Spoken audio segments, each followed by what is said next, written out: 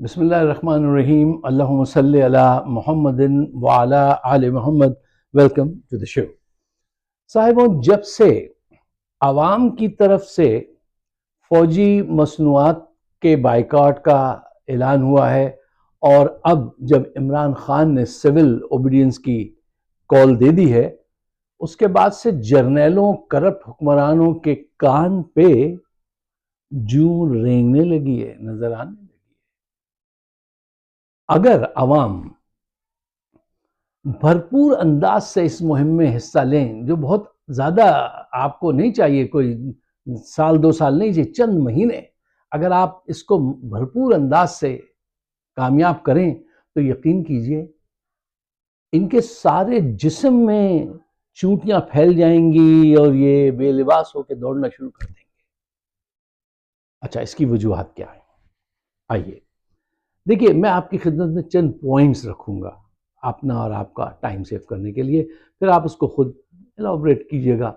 Point number 1، میں سمجھتا ہوں جلسے جلوس سے زیادہ بوائیکاٹ ایفیکٹو ہوتا ہے۔ اس کا ریزن کیا ہے؟ دیکھیے، جب آپ بوائیکاٹ کرتے ہیں اور ان کی جیب پہ اس کا پریشر پڑتا ہے، ان کے پیٹ پہ لات پڑتی ہے، جب مالی نقصان ہوتا ہے تو عقل جلدی کام کرتی ہے۔ یہ ظلم کو توڑنے کا ایک بڑا اچھا طریقہ، بڑا پولائٹ طریقہ ہے۔ آپ نے بائیکاٹ کیا، ہم مقابلہ تو نہیں کریں گے آپ سے، گن لے کے تو ہم نہیں آئیں گے، ہم چھاپا مار فوج بنا کے وہ گوریلا وار ہم نہیں کریں گے، ہم ڈیموکریٹک طریقے سے آپ کا مقابلہ کریں گے۔ تو بوائیکاٹ کرنا جو ہوتا ہے وہ زیادہ ایفیکٹو ہوتا ہے ایک جلسہ کرنے سے یا دھرنا دینے سے، بہت ایفیکٹو ہوتا ہے۔ جیسے میں نے کہا، اگر آپ چند مہینے اس پہ ڈٹ کے لگ جائیں نا تو یقین کیجئے بہت بڑا اس کا اثر آپ کے سامنے آئے گا اور مزاج یار بھی بدل جائے گا۔ اچھا دیکھیے، بوائیکاٹ اکثر آپ تاریخ پڑھیے، بڑے بڑے انقلابات کی پہلی سیڑھی ثابت ہوئے ہیں، اور جو یہ ظلم کرتے ہیں اس کے بعد وہ ظلم و تشدد، وہ میسیکر جو ہوتا ہے، اس آگ پر تیل ڈالنے کے مترادف ہوتا ہے۔ جی، یہ جنگ جو آج آپ لڑ رہے ہیں، یقین کیجئے یہ آپ کی زندگی کی یادوں میں ایک خوشگوار یاد ہو جائے گی۔ جو آج کم عمر ہیں ہمارے بچے، 20 21 30 سال کے، آپ ساری زندگی پراؤڈ محسوس کریں گے کہ ہاں، میں اس جنگ کا حصہ تھا، عمران خان کے ساتھ مل کر میں نے اس ملک کو جرنیلوں سے، کرنیلوں سے، کرپٹ پولیٹیشین سے چھڑایا تھا، اور آج ہم بہتر حالات میں ہیں۔ ہم تو نہیں ہوں گے اس وقت، لیکن ہمیں یاد رکھنا۔ اچھا، اب آئیے دیکھیے، سول اوبیڈینس جو ہے ایک مہذب طریقہ ہے، اور سیاسی تاریخ میں اس کا کیا مقام ہے، اس پہ ذرا ہمیں بات کریں۔ اچھا، میں امریکن ہسٹری میں بہت ساری چیزیں بتاتا رہا ہوں لوگوں کو۔ ایک جو واقعہ ہے وہ اس کو میں بہت انجوائے کرتا ہوں، جو سول رائٹس موومنٹ کی بیس بنام مونٹگومری بس سروس کا بوائیکاٹ کرنا۔ اچھا، وہ بڑا دلچسپ واقعہ ہے، میں آپ کو سناتا ہوں، لیکن ایک چیز پہلے میں چاہتا ہوں اس کو کلیئر کر لیں، سمجھ لیں۔ دیکھو، جس طریقے سے قدرت نے ہر آدمی کی ایک ٹائم لائن لکھی ہے، ہماری ایک ٹائم لائن ہے، اس وقت میں ایسے پیدا ہوں گے، اس گھر میں پیدا ہوں گے، یہ تعلیم حاصل کریں گے، یہاں جائیں گے، یہ شادی ہوگی، یہ اچھا، یہ سب چیزیں لکھی ہوئی ہیں۔ ایسے ہی قوم کی ہسٹری میں بھی اللہ تعالیٰ نے لکھا ہوا ہے کہ یہ قوم یہاں تک کرپٹ لوگوں کے ہاتھ رہے گی، پھر ایک دور بدلے گا، ایک ایسا لیڈر آئے گا اور وہ اس کو فائٹ کرے گا اور ان کو چھڑائے گا۔ یہ قوموں کی بھی ٹائم لائن ہوتی ہے۔ آپ کو ڈیوائن گائیڈنس پہ، اللہ تعالیٰ کی مرضی کیا ہے، ہمیشہ اس پہ نظر رکھنی چاہیے، انڈیویجولی بھی، اپنی زندگی میں بھی اور قوم کی زندگی میں بھی، کہ رب کیا چاہتا ہے ہم سے۔ میں اس کو بہت اہمیت دیتا ہوں کہ کوئی بھی چھوٹا واقعہ گھر کا ہو یا باہر کا ہو، سوچو رب کا کیا حکم ہوگا، اور میرے آقا صلی اللہ علیہ وسلم اگر ہوتے تو وہ کیا حکم دیتے۔ یہ دو اگر آپ کرائیٹیریاز رکھ لیں تو کبھی غلط ڈیسیجن نہیں ہوگا۔ اچھا، اب آئیے اس دلچسپ واقعے کی طرف، وہ تاریخ بھی ہے اور قدرت کو سمجھنے کا ایک موقع بھی ہے کہ دیکھیے لاوا ایک عرصے تک پکتا ہے، ایک عرصے تک ظالم حکمران ظلم کرتا ہے، پھر ایک دن کوئی ایک ایسا واقعہ ہو جاتا ہے جو ایک دم فلیئر اپ کر جاتی ہے سچویشن، تو لوگ کہتے ہیں نہیں اتنی سی بات پہ اتنا بڑا جھگڑا ہو گیا. نہیں، جیسے خاندانوں میں بھی آپ نے دیکھا ہوگا نا، آپ ایک بندے کو مسلسل اگنور کیے جا رہے ہیں، برداشت کیے جا رہا ہے برسوں، پھر ایک دن محفل میں اچانک ایک چھوٹی سی بات پہ وہ فساد ہو جاتا ہے، تو لوگ کہتے ہیں ارے یہ اتنی چھوٹی سی بات پہ ناراض ہو گئے. نہیں، اس کے پیچھے کتنی ابیوز ہونا ہے، کتنا اگنور ہونا ہے، وہ سب چیزیں ہوتی ہیں. ایسے ہی قوموں کا بھی ہے کہ آپ مسلسل ظلم کر رہے ہیں 70 سال سے. لیاقت علی خان کو شہید کر دیا، ذوالفقار علی بھٹو کو، فاطمہ جناح کو، محترمہ بے نظیر بھٹو کو، سب کو، اور اب عمران خان کو بھی آپ ماریں گے. قوم ایسا کرنے دے گی؟ نہیں. Time is over my friend, turn of the light, party is over. اب نہیں ہوگا. اب شاید قدرت نے پاکستان کی ٹائم لائن میں یہ جو میسیکر انہوں نے کیا ہے، یہی وہ مقام ہے جہاں سے ڈائیورژن شروع ہوگی، جہاں سے آپ نکلیں گے ان گلیوں میں، اس میدان میں جہاں پہ انقلاب آپ کا منتظر ہے اور پاکستان میں ایک بہتر چینج آئے گی انشاءاللہ تعالی. اچھا، میں ذکر کر رہا تھا منگومری بس بوائیکاٹ کا. یہ 1950s کی بات ہے، 1950. جی اچھا، ایکوریٹ میری وہ جو ادھر ادھر ہو جاتی ہے وہ نمبرز جو ہوتے ہیں. اچھا دیکھیے، یہاں امریکہ میں کیا ہوتا تھا کہ کالے امریکنز جو ہیں ان کے ساتھ ڈسکرمنیشن ہو رہا تھا ایک عرصے سے. مثلا بس میں یہ قانون تھا کہ صاحب اگر بس بھری ہوئی ہے، سب سے پہلے تو اگر کوئی کالا بس میں چڑھے گا تو پچھلی سیٹوں پہ بیٹھے گا، جا کے پیچھے جا کے بیٹھو. اور اگر بس زیادہ بھر گئی اور کوئی گورا اندر آ جائے، گوری رنگت والا پیسنجر، تو اٹھ کھڑے ہو جاؤ اور اس کو جگہ دو. اچھا، اب کیا ہوا کہ ایک خاتون تھی جن کا نام ہے روزا پارک، اینڈ آئی لو ہر. وہ جو ہیں ایک سیمسٹر تھی، ایک گارمنٹ فیکٹری میں ایک کپڑے سینے کا کام کرتی تھی. ایک دن شام کو وہ بہت تھکی ہوئی آئیں، بس اسٹاپ پہ کھڑی ہوئی، بس آئی، اس میں سوار ہو گئیں اور گھر جانے لگیں. ابھی بس چلنا شروع ہوئی تھی کہ نیکسٹ اسٹاپ پہ ایک گورے پائی جان آ گئے. اچھا، جب وہ گورے بھائی جان آ گئے تو ڈرائیور نے کیا کہا، ان سے کہا روزا پارک سے، اسٹینڈ اپ، یہ سیٹ ان کو دے دو. وہ اتنی تھکی ہوئی تھیں، انہوں نے کہا نہیں میں نہیں دوں گی. اس پہ ایک ہنگامہ شروع ہو گیا، بس رکی، پھر کالوں نے آواز اٹھائی. وہ ہنگامہ اتنا بڑھا کہ کالے لوگوں نے اس بس سروس کا بوائیکاٹ کر دیا. اچھا، اس بوائیکاٹ سے کیا ہوا کہ ان کو بڑا شدید نقصان پہنچا فائنینشلی بس سروس کو، کیونکہ زیادہ تر اس علاقے سے یہی لوگ جاتے تھے، کالے امریکن ہی جاتے تھے. تو بہت جلدی رزلٹ آ گیا اور ان کو گیو اپ کرنا پڑا. اچھا، ایک بڑی انٹرسٹنگ لائن ہے روزا پارک کی کہ لوگ جب ان سے ملتے تھے تو کہتے تھے بھئی تم نے تو کمال کر دیا، تم نے تو تاریخ بنا دی. تو ایک اس کی لائن ہے، آپ بھی جا کے کہیں ہر جگہ اویلیبل ہوئی پڑھیے گا، تو وہ یہ کہتی تھی I had no idea that history was being made. I was just tired of giving up.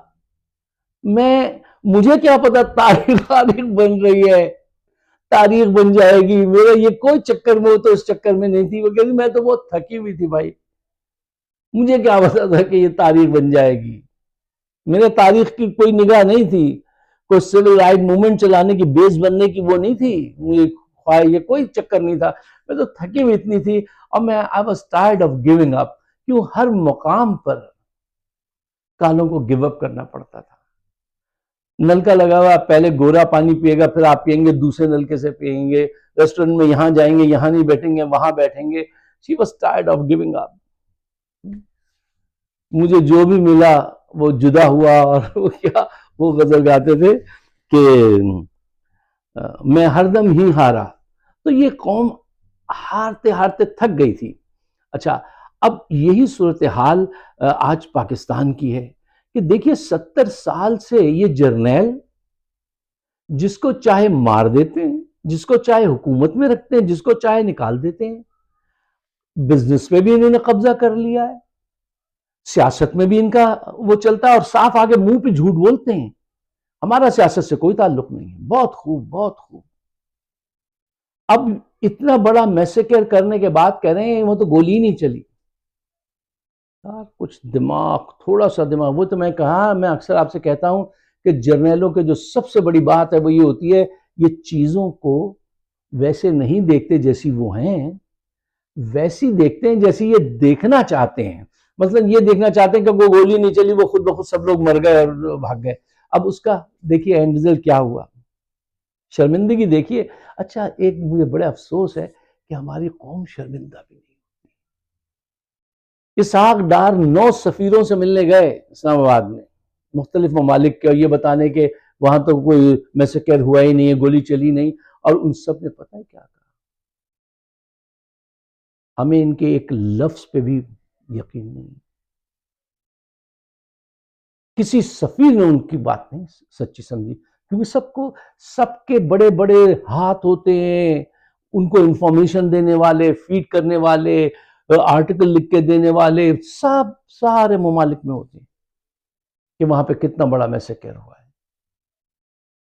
یہ وقت آ گیا ہے کہ اب انشاءاللہ چینج آئے گی۔ اچھا جب آپ بوائیکاٹ کرتے ہیں تو تکالیف بھی اٹھانی پڑتی ہیں، جس طرح سے میں نے بھی منگومری بس کا جو آپ کو واقعہ بتایا، تو اس کے بعد وہاں پہ لوگ جو تھے وہ پریشان تھے کہ سب کے پاس گاڑیاں نہیں، غریب لوگ تھے، وہ پیدل چل چل کے، میلوں پیدل چل کے اپنے کام پہ جاتے تھے، مہینوں سے انہوں نے لگائے۔ قربانی دینی پڑتی ہے۔ آج آپ بھی قربانی دے رہے ہیں میں سمجھتا ہوں، اور اب پاکستانی پنجاب میں ہوں، کے پی میں ہوں، سندھ میں ہوں، بلوچستان میں ہوں، آزاد کشمیر میں ہوں، وہ ریڈی ہے۔ یہ جرنیلوں کو کوئی جا کے یہ بات سمجھا دے کہ گھوڑے پہ سوار گھوم رہے ہو، نیچے اترو، ذرا عقل کی بات سنو۔ دیکھیے جب کوئی قوم کسی تبدیلی کے لیے دماغ بنا لے تو پھر اس کو روکا نہیں جا سکتا۔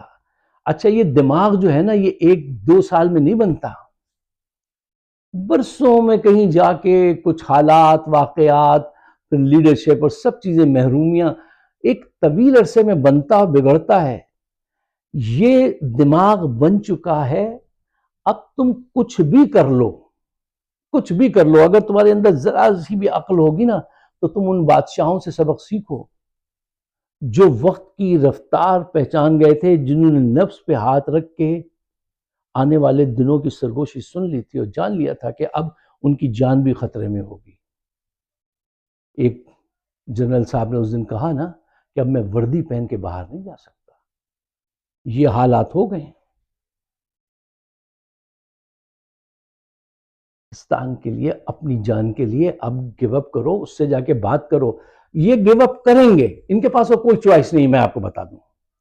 اچھا اس کی عقلی دلیل کیا ہے؟ دیکھیے پہلے کہہ رہے تھے کہ 5 سال کے لیے باہر چلے جاؤ، پھر کہہ رہے تھے کہ وہ خاموش ہو جاؤ، پھر کہتے تھے اچھا الیکشن میں آ جاؤ، اچھا پارلیمنٹ میں آ جاؤ، اچھا یہ کرو۔ ہر طریقہ انہوں نے آزما لیا، الیکشن چوری کر کے دیکھ لیا، آئین کی ایسی کی تیسی پھیر کے دیکھ لیا، کرپٹ لوگوں کو آگے لا کے دیکھ لیا، تو کیا ہوا؟ قوم وہیں کھڑی ہے عمران خان کے ساتھ۔ خون بہا کے دیکھ لیا، وہ جس کے ہاتھ ٹوٹ گئے نوجوان کے، وہ کہہ رہا تھا کل وہ کال دے گا ہم پھر جائیں گے۔ تو ان جرنیلوں کو بتائیے کہ قوم جب فیصلہ کر لے تو پھر اس فیصلے کو آپ بدل نہیں سکتے، وہ نہیں بدلتی، پھر قوم فیصلہ نہیں بدلتی۔ اچھا یہ میں اکثر آپ کے سامنے یہ ایک پوائنٹ رکھتا ہوں کہ دیکھیے آج مقابلہ جو ہے وہ امنگ فیتھ اینڈ فیئر کا ہے۔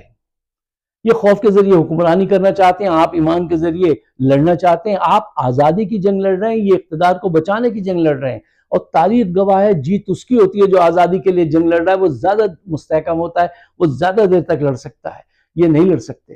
آج انہوں نے جو میسیکر کیا، پوری دنیا میں آج بھی ریسرچ ہو رہی ہے، یورپ کے کچھ اس میں، یہ جو بہت ساری چلی میں اس کو ابھی یہاں نہیں آپ سے ذکر کرتا، کہ ایسی فیسلٹیز کر سکتی ہیں پاکستان کی جس کا آپ تصور نہیں کر سکتے. لوگ اس پہ کام کر رہے ہیں. یہ وقت ہے کہ یہ اس بات کو پہچان لیں کہ قوم اپنا ذہن بنا چکی ہے، آپ کو شکست ہو چکی ہے.